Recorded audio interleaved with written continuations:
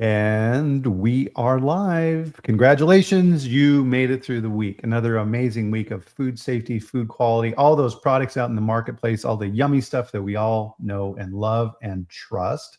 And a lot of times in what we do in food safety and quality assurance, it goes unnoticed. But Duncan and I are here today to say thank you. We appreciate everything that you do to make those foods what they are.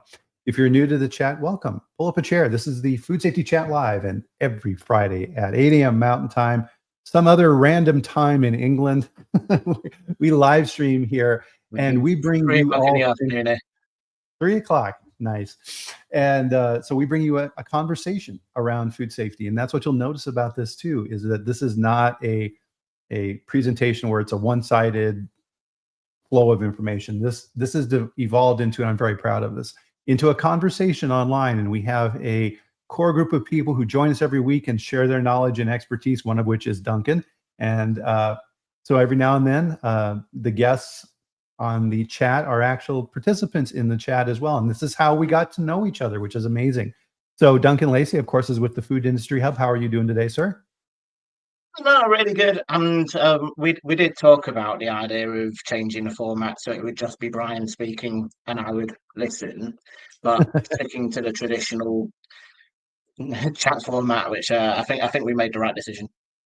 Yeah, just listening to me, that'd be pretty boring. I think after a while I'd probably start dancing or doing something.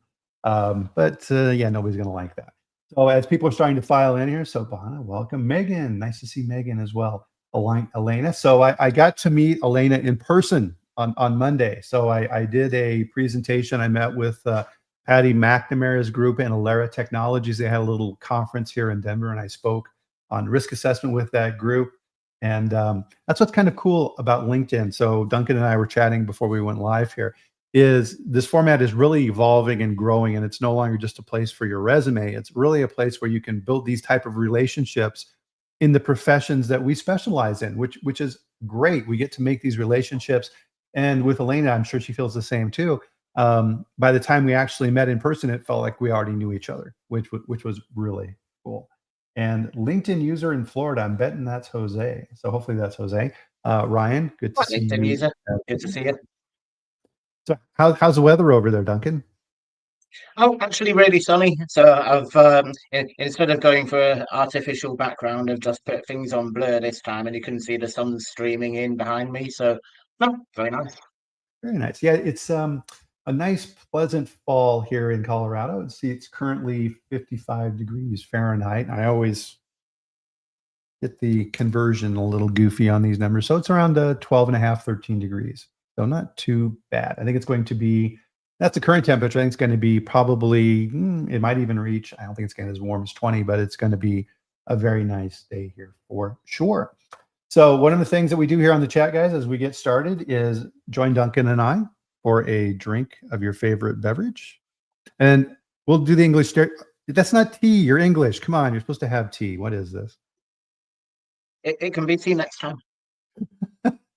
Cheers, everyone.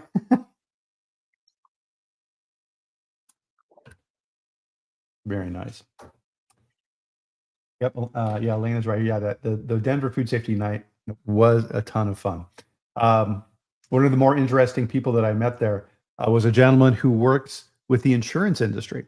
So when there are major recalls, he represents the insurance recall companies, and he goes in and evaluates their programs to see if they're worthy of reinstatement on the recall policies, or if the initial claim itself is valid.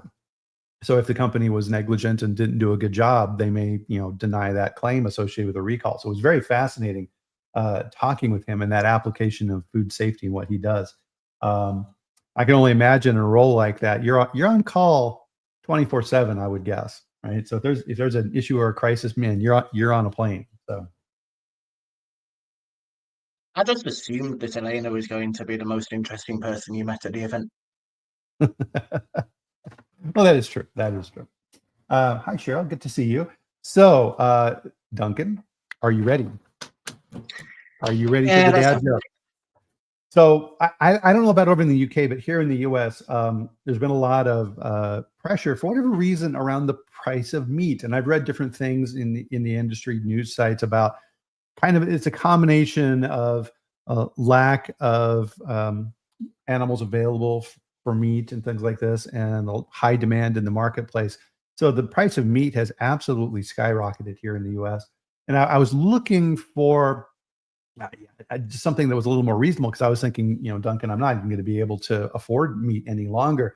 But there is good news. There's one type of meat that I was found that was still the same price, and that meat was deer meat. Very surprising because it was still only $1. I don't know if you should be allowed to keep on doing this. I have received cease and desist letters, several from law firms. So Just on a stupid joke part of this, so listening to Rory Sutherland before we came on to the call, he uh-huh. says, "Why did the chicken cross the road? What was that? Why did the chicken cross the road?" Why did the chicken cross the road, Duncan? Stupid and misleading question because it assumes that there's only one chicken and there's only one reason. Leading And the I know that witness. you've not introduced the topic so far, but I just thought I'd throw that out at the appropriate point. There you go. So we'll dive into our topic here. We have a ton. We were like, man, we're gonna have to talk pretty fast here in our conversation. Yep. Oh my God. So with that, with the Food Industry Hub, huge presence on LinkedIn and on your website. And I'll put a link here at the end as well.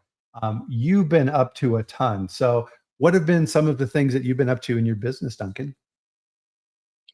So it's really scaled out, and originally Food Industry Hub launched a software service for food manufacturers, and the core features are things like document control, the quality manual, incidents, non-conformance handling with root cause analysis, with associated trending, raw material risk assessment, and supplier management.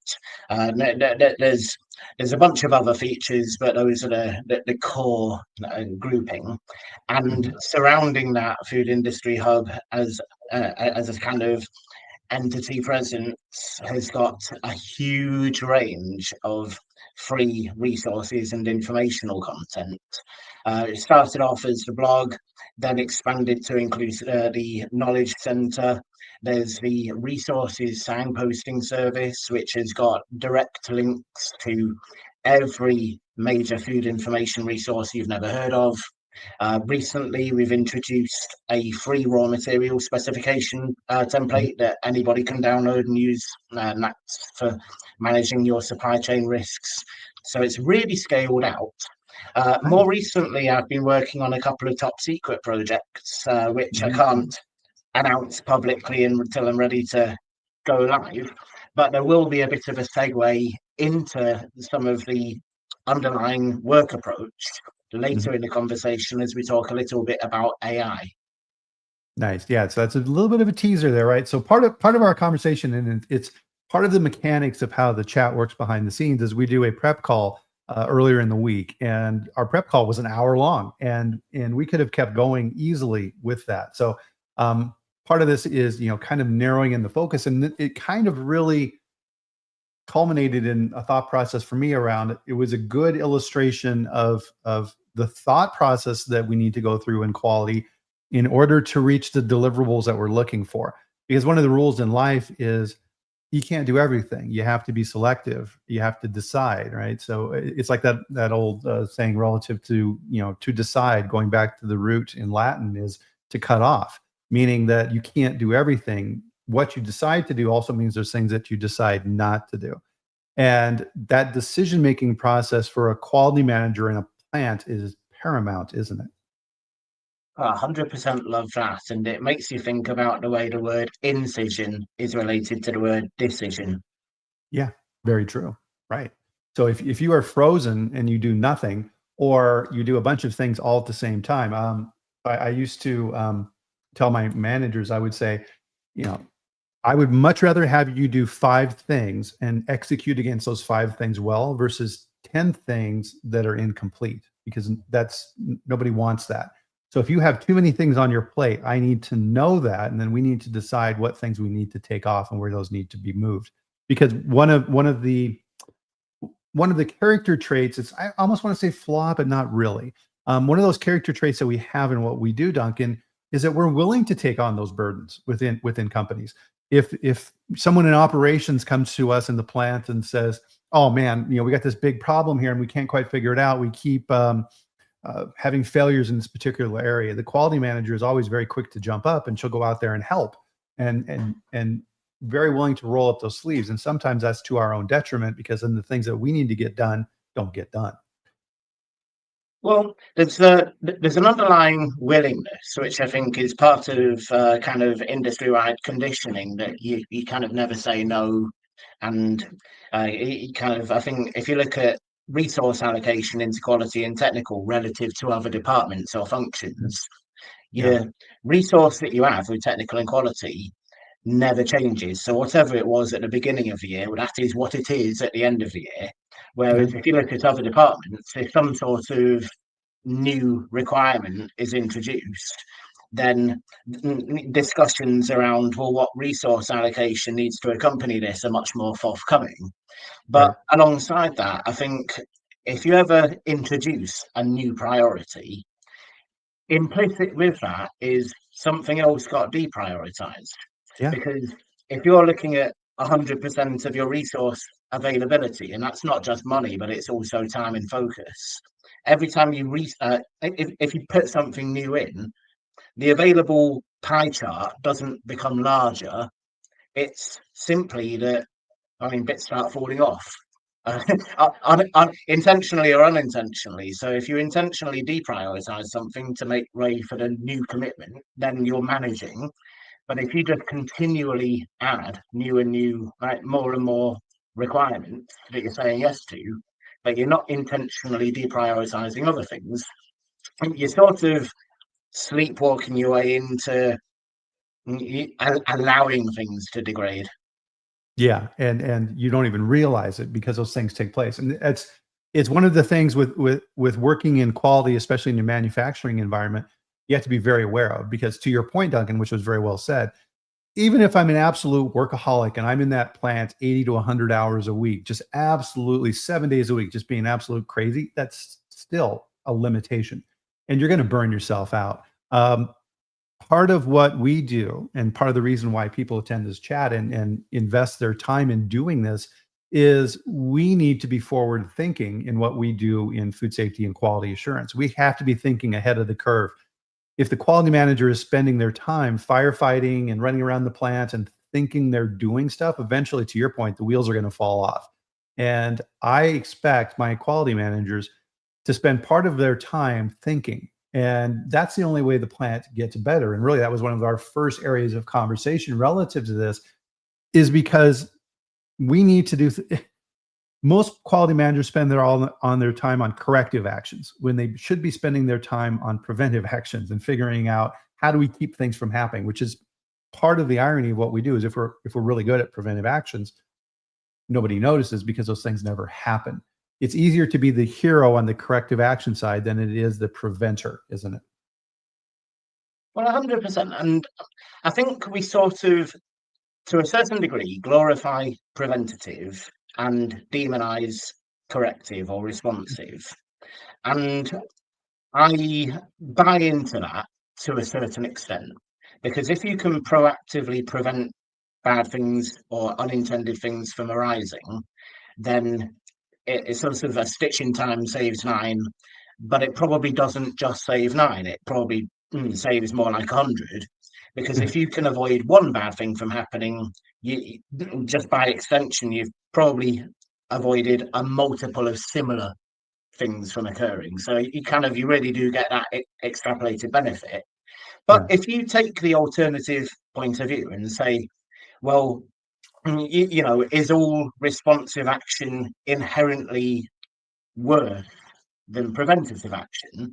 I'm going to say, well, no, it can't possibly be, because if you think about, you've just carried out a root cause analysis on some sort of an incident that arises.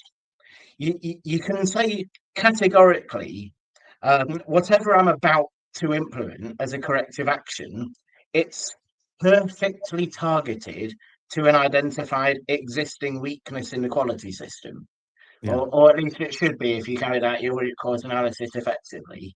So if you compare and contrast preventative to responsive, preventative is speculative in nature, or to a certain extent, but it's largely preferable to compared to allowing bad things to happen in the first place, right? Yeah. But that comparison should at least take into account the fact that when you introduce corrective actions based, right, in a responsive basis, they're much better and more practically targeted just in principle. So you've got some sort of an efficiency advantage when you do that.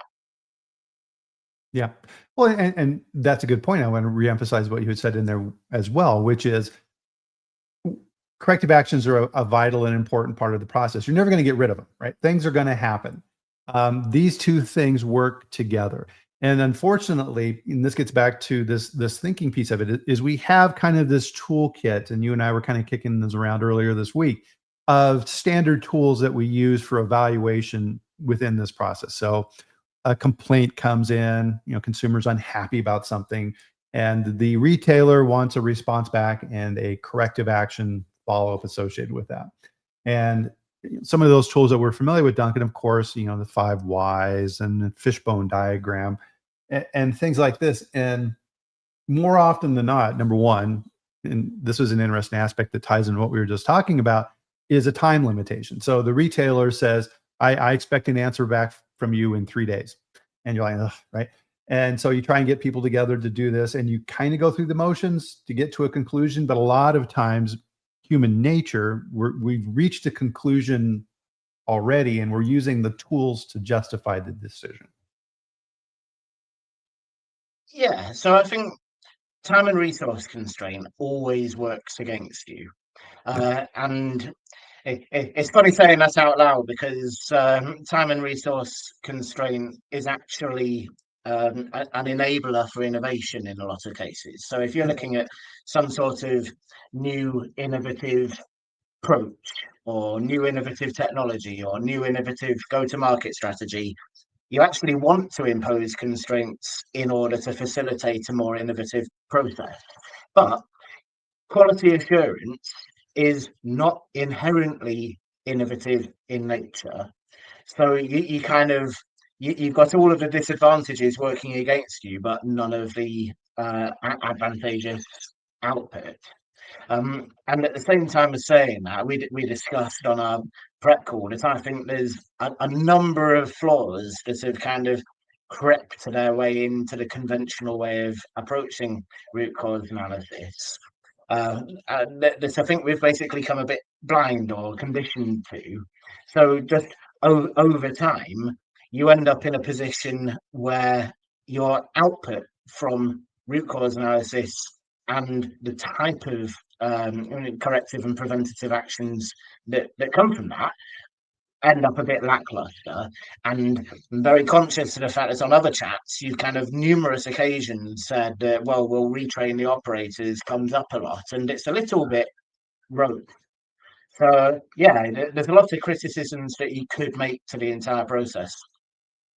Yeah, and so for everybody's reference there, yeah, this is something I rail against quite a bit. Is as someone on the receiving end of the investigations, one of the clear red flags that no work was done is the response comes back retrain operator.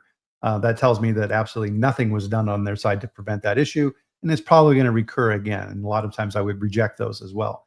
I mean, part of this as well too, and I think a lot of quality managers get caught up in this too, Duncan, is the feeling that every problem has to go through this mechanism. That's not necessarily the case. You need to look for trends. You can't investigate every single type of complaint, for example. One of the things that we had in past companies that I worked at, which was a great tool, was what we would call the quality alert. So I worked at large companies with large volumes of product going into the marketplace. And of course, consumers are giving you feedback, which is great. You want that.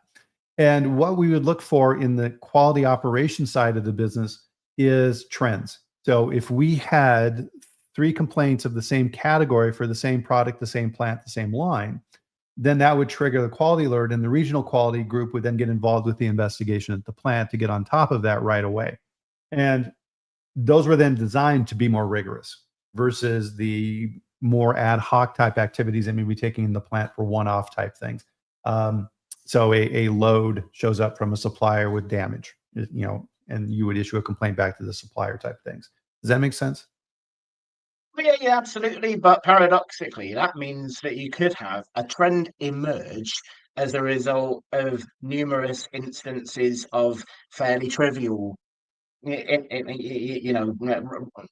unwanted occurrences. Yeah. And as a result of the trend, it triggers a disproportionate response compared to one or two isolated occasions where you get something much more significant that doesn't get Mhm. that same level of scrutiny. So, Yeah. kind of think you've always got to be quite balanced about the way you implement these things. Oh, absolutely. No, that's a good point. You can't be too mechanistic in your reproach. So really, within those 2 examples, I think that's a good juxtaposition. Is that the first example is a mechanism in place for dealing with corrective action. What you're describing is, well, there may be other things that are going on out there that we need to be aware of, which may be something that you want to jump on from a preventive standpoint as well. So let's say, for example, that a retailer is doing a shoddy job of maintaining their walk-in coolers or things like this, and a variety of different products are being compromised because of this.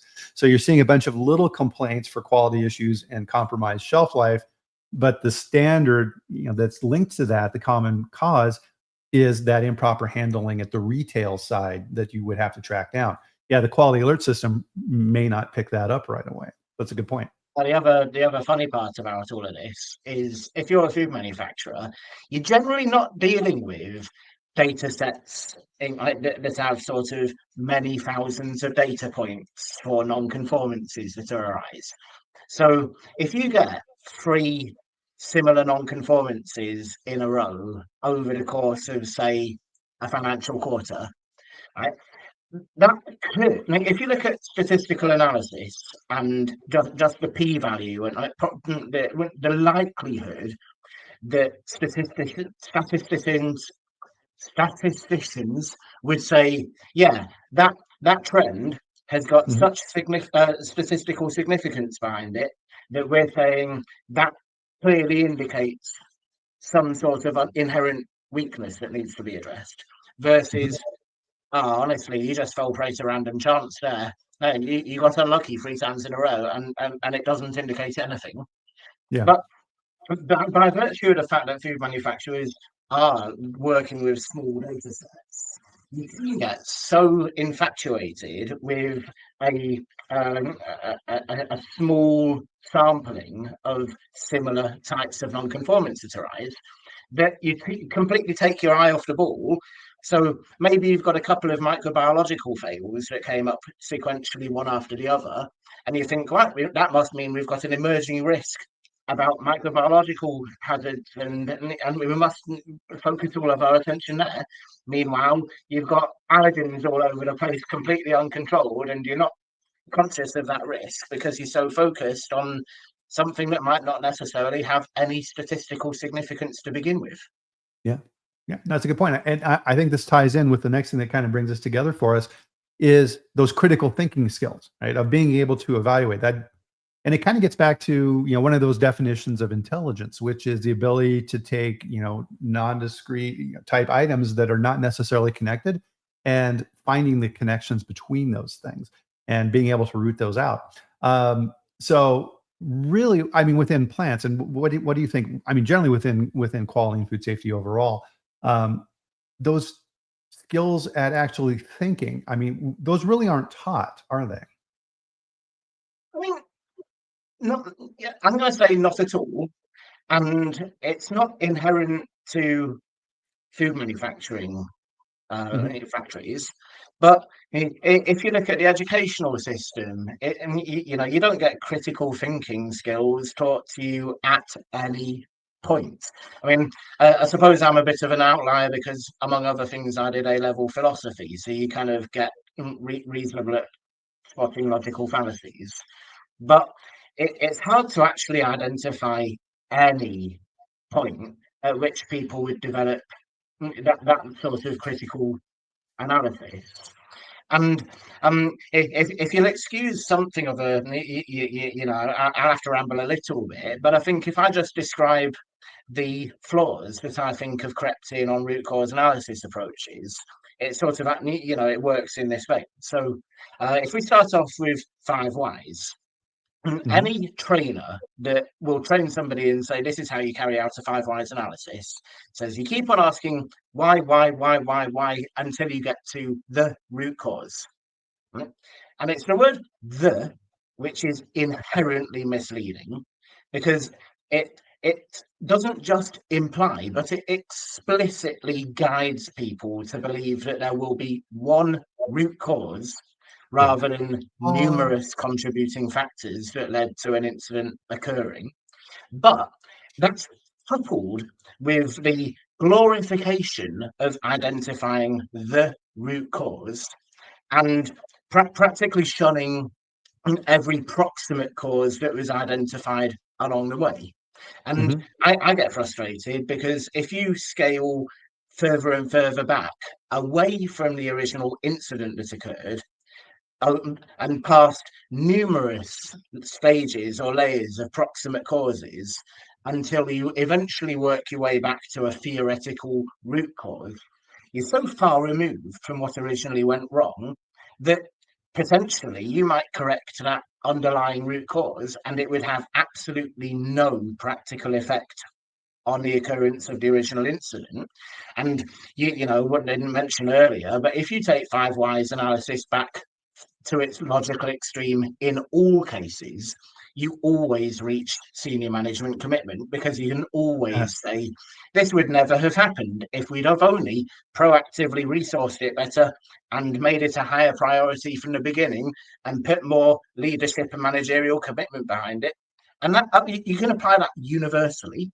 And the second thing that I think has sort of crept in on root cause analysis is, if you do fishbone diagrams, it's heavily reliant on 6M, which is man, method, machine, measurement, mother nature, and bracketed environment.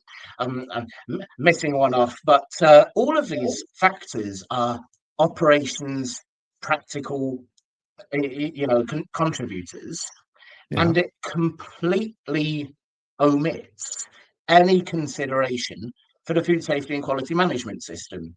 So if you had an original incident that arose because of a systems deficiency in something like document control or traceability, and you did a standard fishbone diagram that's heavily reliant on 6M, there's actually no systematic or mechanistic capacity to work in the contributors that came from a failure of the food safety and quality management system, which is ironic, because if you look at any food safety and quality compliance standard, half of the point of doing root cause analyses is to identify deficiencies or weaknesses within the food safety and quality management system, and you would never get there if you followed a traditional fishbone based on 6M. So and the reason, that's where the ramble sort of ends, and I'll say the applicability of that to the original point was, if you came in fresh and you just looked at the conventions that are at present, you might find yourself justified in saying, is anyone actually, are we doing this based on sound critical reasoning, or is this some sort of a very subtle joke at all of our individual professional expense? Well, and to kind of reflect that back, it's kind of trying to use a mechanistic process for something that is meant to be wide ranging, and it locks you in too much. So, for example, we were talking about supplier hazard analysis earlier this week, and we have a standardized methodology how we do that. Here's your format, here's your template. All right, now we're going to look at these things from the standardized approach of high, medium, and low risk. And people will go, I'm going to say medium. It's like, oh, okay, why? Why is that medium? Well, I need to pick one of these three, and then I need to multiply it, and ta-da. Okay, then now what? Well, the entire high, medium, low thing is born out of a risk matrix that looks at likelihood of occurrence and severity of outcome. And if you apply that in a HACCP context, it's sort of it's got some use to it, right? Because if you look at high, medium, and low as a sort of traffic light signals, sort of red, amber, green, on kind of how seriously we need to focus on each of these process steps. Right? If Uh-huh. you're resource constrained, where should you put most of your attention? It's no bad thing to be able to say, we'll rank them out. We'll put them in some sort of hierarchical order, according to that kind of risk matrix outcome. But if you look at, say, a raw material risk assessment that encompasses allergenic hazard, microbiological, foreign body, food fraud, right? And you say the ultimate outcome of this risk assessment was medium. And I say, all right, so now that we've identified a medium risk material, what sort of mitigating factors do we need to put into play? And you say, well, that depends actually on a variety of factors. I'm like, no, no, no, no, no, no, no. Don't need to hear any more in that case. Go back and do the risk assessment again. And whatever you were about to say, that's the output of the risk assessment. Because the output of the risk assessment should inform mitigating actions or mitigating factors that can be put into play. And if your answer to everything is high, medium, or low, right, then and you say, well, we've got a high risk material, I'll say, well then, it's obvious. Put some high actions into place. It's nonsense that we've kind of just, and we need to address actually with a fresh pair of eyes, because the applicability of that approach can't be extended practically beyond a certain point. Right. Well, and I mean, the way I look at this too with this is, and just like you were in that example you were referencing, is like, well, this material is medium risk. Okay, that's a material. What about the supplier side of it? Is it if you have two buckets of this material, and one supplier is an excellent supplier and the other supplier is borderline, are they both still, even though they're both supplying that same raw material, are those both still medium? I would say no. And the way I think about this, Duncan, is instead of looking at this from a risk process associated with what we're talking about, it's more of a trust element. So, for example, Nestle does this. If you're a new supplier shipping into a Nestle plant, they have a rigorous sampling program for your raw material at the plant side. If over time those results conform to specifications, they're going to back off on that testing schedule. But if you screw up, then again, you get bumped back up. So they're looking at you as a supplier from a risk standpoint for that material. It's that old saying, right? Trust but verify. So those things change over time too. The company changes ownership, market changes in the world. Say, for example, that there's a shortage of vanilla. Now, all of a sudden, that market has changed. But we never go back and reevaluate that assessment of risk, do we? We're just looking at this as a static box, and it's not. At one point I was involved with a food manufacturer. They were buying different tree nuts from various sources. Most of the places where you're going to buy tree nuts, the factory that you're buying them from only produces that one type of tree nut, and they'll sell you it in various formats. So raw or roasted or chopped to different sizes, that kind of thing.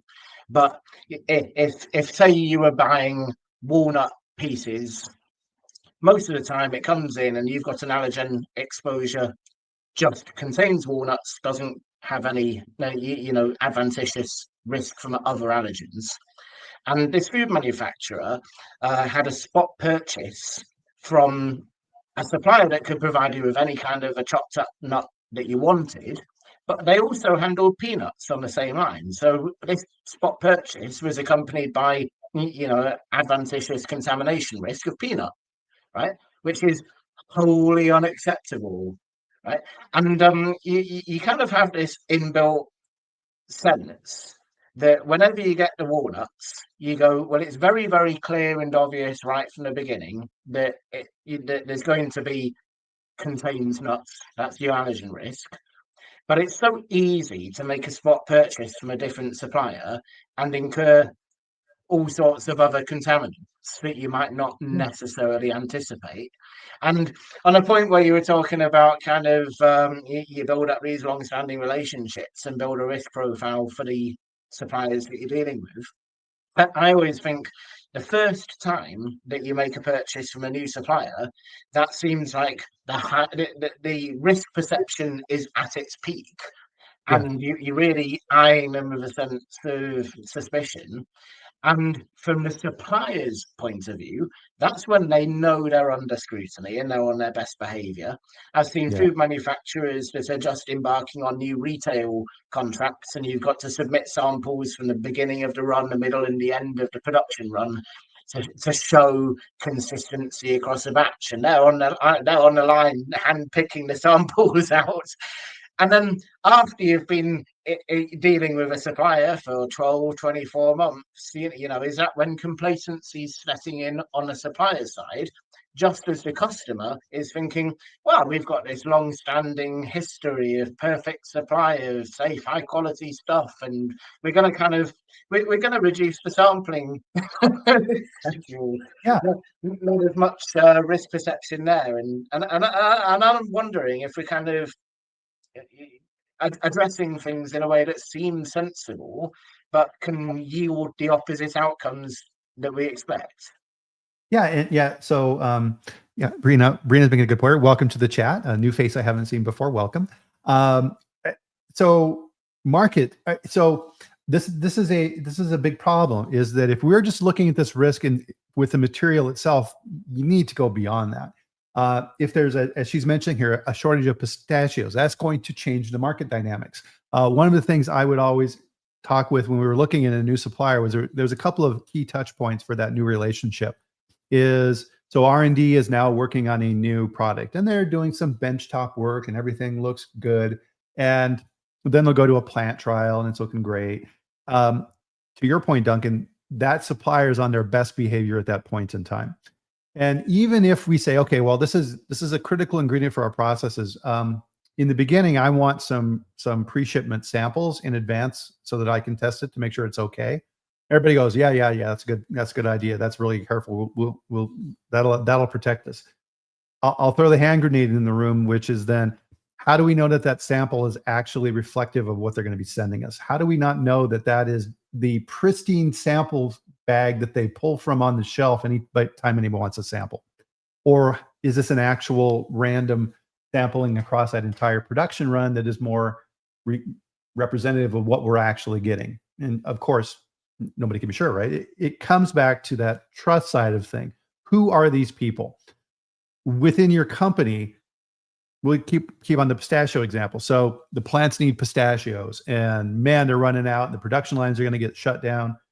And the president of the company goes to procurement people, and what do, Duncan? They put the finger in the chest and they say, "You go out there and find pistachios. That's what I'm paying you for, procurement guy. Go get those pistachios." And they're like, "Yes, sir. That's our marching orders." Their job is to find them anywhere. Whoa, your risk in that just went up. You think that your pistachio risk is medium. It's not. It's now high, and you don't even recognize it.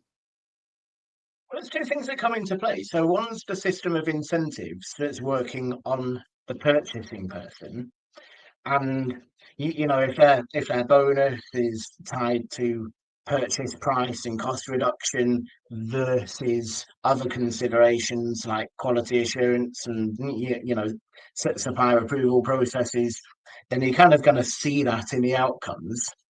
And the other part of it is how instructions and requests are worded. So I used to do raw material approvals, and the requests that I received, and it didn't seem to make any difference what food manufacturer I was working for, there was a common wording, which is, "Can you approve this?" It was never, "Can you assess this?" And the outcome is proposed in the original kind of request that comes to you. But if you're embarking on some sort of an approval process, it shouldn't be a foregone conclusion from the offset that you will actually approve, just in the same way that if the purchasing department is able to identify a potential new supplier, it shouldn't be a foregone conclusion that somebody's already drying the ink on a purchase order. Mhm. Yeah. Well, and that's the element that always gets, thrown on us in quality for these assessments and evaluations, to your point, is, "Hey, can you approve this, Duncan? Oh, by the way, we need this for manufacturing in the plant on Friday." Right? So then The first delivery is actually in a warehouse. yeah, they throw you this hot potato, and now if the production lines get shut down, it's your fault. Really? Is it? Um, so that human side of it is very important on these raw materials. An example from my past is in a company I was working at. We were looking at launching coconut milk, and I didn't know anything about coconut milk. And we started looking at different suppliers, and of course, there was time rush to get this done. And we get the documentation from the different suppliers, and the leading candidate was a company in the Philippines. And so I had some questions on their documentation. So I got the president of the company on the phone and started hitting him with questions. And very shortly into the conversation, Duncan, he said, "Yeah, Bryan, I got to stop you." I'm like, "Yeah." He's like, I this documentation, this HACCP plan that you're going over, I don't really know anything about it." I'm like, "Well, tell me more." "I know that to sell my product in the US, and you're a big customer and I want this business, I had to have this documentation. So I went to the local university, hired a student there, and they wrote this for me." Would you know that without actually taking the time to talk with that supplier? Um, so we went directly to that location because now our risk had gone up significantly to visit that supplier and determine if they were acceptable or not. You have to dig below the surface. We would set up in past companies, which is a really good practice, by the way, for everybody, is for our key suppliers for volume or risk within Whiteway, we would set up quarterly meetings with those suppliers on a rotating schedule. And we would explain to them from a quality and a procurement standpoint those metrics that we cared about, and we had a scorecard with that. And every single time, Duncan, when we would give them bad news, saying, "Hey, from a quality side, we're not happy with you," that representative of that company was surprised. Why? Because they were the salesperson. They didn't know the details. They were there to manage the relationship. But it was an effective mechanism to get things changed because that quickly went up the chain of command within that supplier. Because now we were unhappy and we were a big customer. So it was a very effective feedback mechanism. Yeah, I'm just sort of interested on your anecdote there, because I think if you already know that the supplier you're dealing with is willing and opted into outsourcing writing their asset plan to a Mhm. university student, if you go and do the audit and you find that on audit day everything looks good, you're still left with the knowledge that the management team thought that was a good idea, and extrapolating out, you kind of get an impression about how decisions are made. Yeah. Did I trust them and would I trust them in the future? No. But unfortunately, sometimes in fast moving food companies, I'm sure lots of people here can agree too, you have to compromise and you're forced into a position because it was like, that's all we had, right? We didn't have any good options at that point in time. Were we looking at other options? Yes. But as we know, launch dates are set by retailers, not the food companies. So if there's a shelf reset in September for Target here in the US or Sainsbury's or whoever, um, that's what they work backwards from because they want to get the product on shelf at that point in time. And then they ramrod everything into that process, which produces more risk for that supplier relationship. Because back to our earlier points, they want the business. We need them because we don't have a whole lot of options at that point in time. That human side, again, high, medium, low, doesn't cover that, right? And you need to understand and develop that skill set. And as Bonna had said earlier as well, too, that's what we call experience. Mhm. Yeah, I mean, just completely agree with all of that. I was working with a heavily R&D biased company at one point, and you could go into the development kitchen on any day, and they were Uh-huh. preparing samples to take into retailers. And I think they had something of an advantage that the spectrum of retailers that they were dealing with was fairly broad, and all of the product launch cycles, some of it was seasonal, some of it was non-seasonal.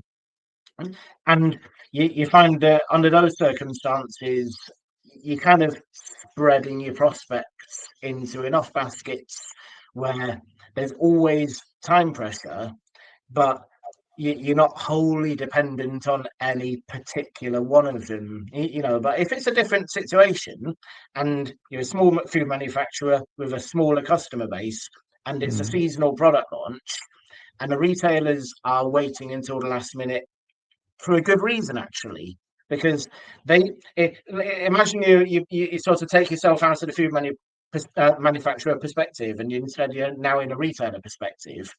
You Yeah. need to wait until consumer preference trends emerge in buying data before you can give a MPD brief for an upcoming seasonal launch. Yeah. So if it was Easter and you're looking at a fancy type of new Easter egg, you kind of don't know in advance if it should be heavily sort of caramel or white chocolate or with sort of pistachio bits all over it until buying patterns across consumers become apparent. And that's not going to happen sort of years in advance. No. So even if you're in a relatively shelf stable, sort of low risk ambient category, you find that your launch cycles are still, really, really constricted. And it doesn't make any sense until you realize that the time constraint comes from consumer preference data, which by definition can't be available until shortly before the seasonal launch. Yeah. Well, and to build on that as well too is that public and political slash regulatory environment. So of course, here in the US, there's a lot of activity going around for product reformulation, removing artificial colors, all of these type of activities. The public is very aware of this. There's a lot of talk about it in the media, and customers are demanding it, and therefore manufacturers are scrambling to reformulate their products and making public commitments to do that.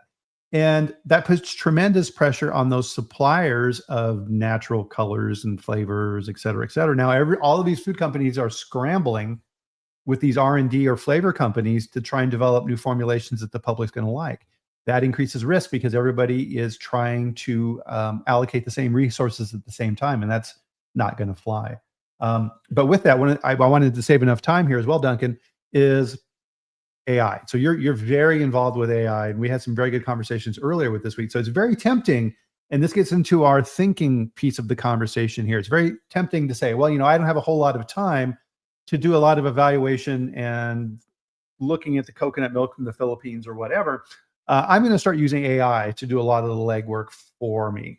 So number one, I kind of wanted to go over your thoughts around AI, some of the tips and tricks that you're using, because a lot of times now this is kind of assumed, and people's different knowledge levels with this varies. And sometimes you feel behind the curve. So if we had any tips and tricks and things that you've learned or tools out there that you really, really like, I think this is kind of a good segue into that conversation. So for AI, what type of tools do you use? For me, I like Grok. I love using Grok. That's my favorite. So, first interesting point on that is if you look at ChatGPT, Gemini, Claude from Anthropic, Grok, and when they're doing benchmarking to see, compare the capabilities of these different models against each other, there's very, very little to differentiate them. So Mhm. if you look at things like creative writing style or human interaction or chat interaction or image generation or logic or coding ability, when you look at the comparison charts, there's normally about a 1 or 2% differentiation between the different models. And it's kind of Mhm. the opposite of what you'd expect, because you'd think in a new emerging field such as AI, the research and development for the different models would kind of naturally diverge across into different capabilities, and you'd see the sort of more pronounced strengths and weaknesses across the different models. But as it actually is, every time a new model is upgraded by any provider, you see the different kind of the comparison charts, and there's next to nothing that Mhm. differentiates them. And I think based on everything I've been seeing, the the explanation for that appears to be that research or the actual innovative development of the AI models has been ongoing for many years, but not made public. Yeah. And when ChatGPT came out, OpenAI launched ChatGPT, it kind of disrupted the market and they took first mover advantage. And then everybody else, like Anthropic and X and everybody who had similar models in development, kind of forced their hand and they had to kind of launch their offerings. But the actual underlying development of the model was sort of following similar paths across the board. And I think, Hmm. when I'm looking at X with Grok, I think that their main point of differentiation is the tone. So, when you look at the output, it's sassy. All right. And Yeah.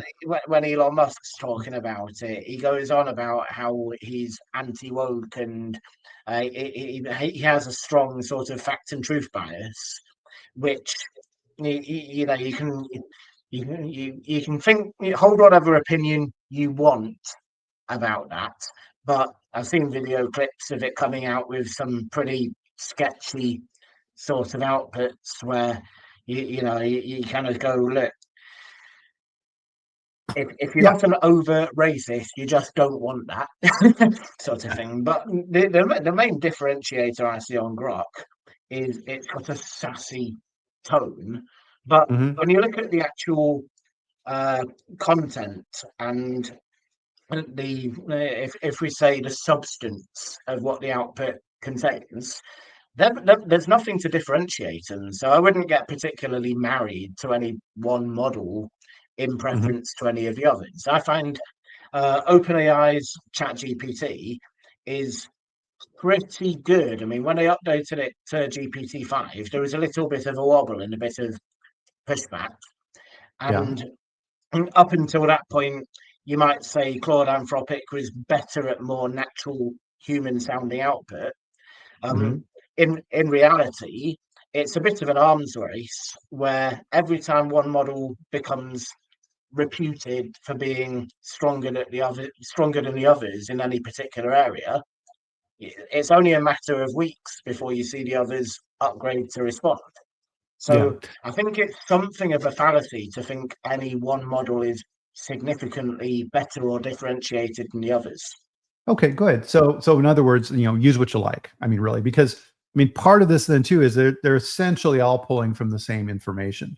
And at this point in time, AI is unable to extrapolate, which kind of gets back to our conversation around the thinking side. It's not going to replace thinking. It's pulling from what's already out there and then doing its thing. So that piece of how we interact with it and what we use that for is the critical piece. So only think of this as a tool to look at lots of stuff so that you can kind of distill it down and then use that for your evaluation process. So, do you have any tips for people out there on learning about AI and how to effectively use it and what not to do? Any tips out there for people?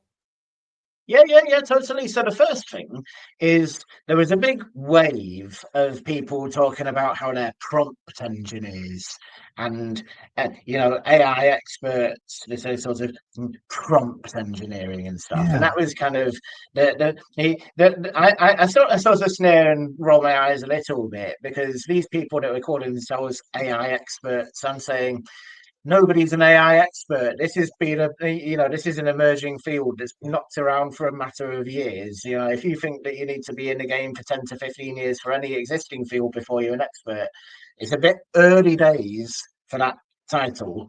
But when I'm sort of slightly disparaging now of prompt engineer, Hmm. the reason for that is it's actually better not to get fixated on producing the most granular or prescriptive prompt. You don't want to be in a position where you've written two A4 pages of prompt that you think is going to yield a magical output. And it's much better to treat the AI almost as if it's treat it a little bit as if it's a human and Hmm. literally chat with it. So you say, look, here's what I'm trying to get to. And so right, the objective I'm working toward is this kind of thing. Maybe I've got some examples to show you. This type of thing. Are we on board? And it will say, yeah, got it. I understand. Then you kind of say, but the constraint that I'm working with is this. So the nature of Mm. the problem that I need to overcome is this. Kind of can you kind of give me any suggestions on how to move forward effectively? And a lot of the time, if you treat this in a discussion format rather than trying to engineer some sort of a super prompt, you'll be able to gain a better outcome, because that kind of chat back and forth interaction is going to yield a memory on the AI where it'll understand your objective, it'll understand your constraints that you told it, it's going to understand the process that you're trying to get to, it'll offer you suggestions and you can kind of guide the process, and you'll end up with a history where that will be far more effective, far by wide margin, no contest, Yeah. far better than trying to sit down and engineer a prompt. Yeah. So That makes sense. you Yeah. know, So it's kind of like what Ryan is saying here. He had a quick question here. Is so using AI for cross-checking for accuracy. What do you think of that? all the time. So what I'll Yeah. do sometimes is I'll tell it what I want to achieve and get an output, and then I'll take that same output, put it back in, and I'll say to it, criticize this. Assume Ah, that there's some sort of a defect and find it. Identify any opportunities for improvement. Tell me any way that this could be expanded upon. Is there anything that you would expect to find in here that seems to be missing?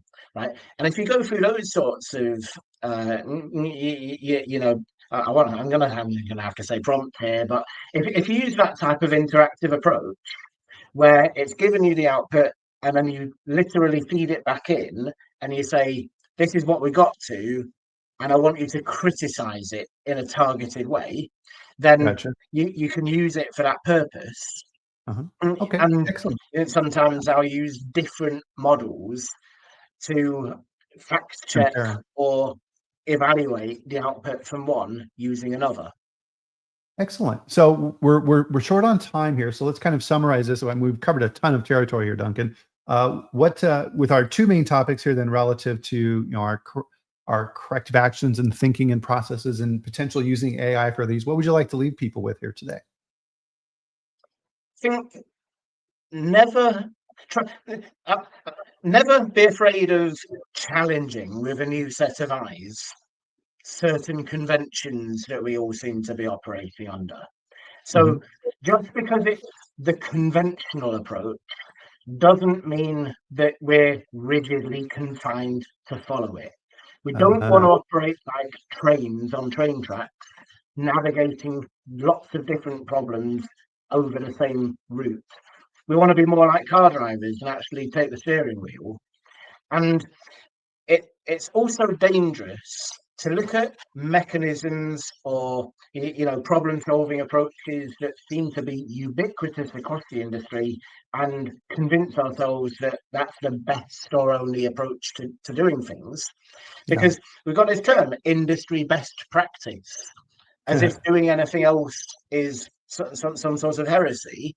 But if we're going to evolve and progress what industry best practice means, inherently we have to challenge it. So Yeah. just just always use a bit of critical thinking, and it's quite helpful to start off with the assumption that whatever you're presented with or whatever conventions at play is only a starting point. That assume that there's some way of improving on things. Yeah, no, that's a good way to phrase it. And I think that's a good way to wrap it up. What we're talking about here is so I use the phrase, if you hear this in a plant or at corporate, we've always done it this way, right? That's always a warning sign that something needs to be looked at. Well, that applies to us too, right? So if we say, well, these are the tools that we always use, well, that's probably not the right approach either. So as I promised, guys, I'm putting in here. So, and thank you, Duncan, for this as well at Food Industry Hub. As we mentioned earlier, his template for raw materials, I'm putting the link in there for that. Spend some time on his site. There is a ton of information there. Thank you, Duncan. I mean, you're a great resource of all the work that you do out there. I would also be Very remiss kind of if I you to say. didn't. Yeah, absolutely. And I also wanted to make sure and announce as well too. I've partnered with Culture Advisory Group, which is a Canadian company and a well-known person within our industry here in the U.S. and Canada is a gentleman named Paul Valder, and he's the CEO over there. And him and I have worked together for a number of years, and we're teaming up on risk assessment and doing some amazing things on that. So earlier this week, the webinar and these type of activities. And we're just getting an amazing response on this. And I think our chat today kind of is a window into that as well, in that we can't be rigid. We can't look at high, medium, and low. We need to look at more factors when we're looking at this stuff. So that's very important. And thank you, Duncan, for the perspective you bring on this, which is fantastic. And thank you, everybody, for attending another fascinating food safety chat with tons of information. I know I pulled a ton out that I need to look at over this weekend and start applying in what I do as well. So with that, we're going to bring our chat to a close here today. Thank you, Duncan, again for attending. And thank you, everybody. And we'll see you back here next week. In the meantime, enjoy your weekend. Have a great time. But we will be back here on Friday at 8 a.m. Mountain Time, 10 a.m. Eastern, where I will bring another fascinating guest like Duncan onto the chat to have a conversation with you. So we'll see you then. Have a good one, everybody. Have a wonderful weekend.